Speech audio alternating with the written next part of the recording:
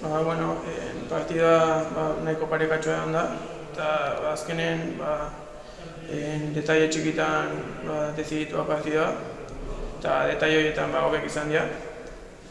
Eta olako partido gehiago daitegu kanpeonato ondo iristeko, eta lehenengo da, eta horregatik lasaian behar dugu, eta lanen jarraitu.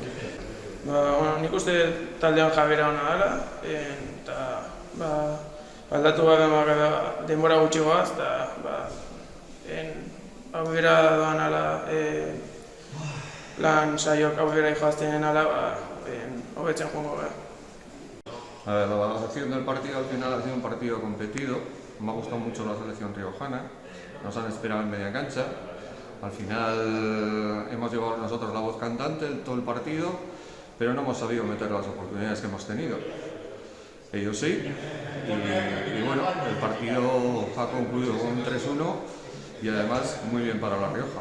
Tenemos que mejorar mucho en principio, sobre todo el tema de estrategia, el tema de la presión un poquito, y a ver si nos vamos conjuntando. Todavía hasta que definamos y pincelemos el equipo, pues tardaremos un poquito.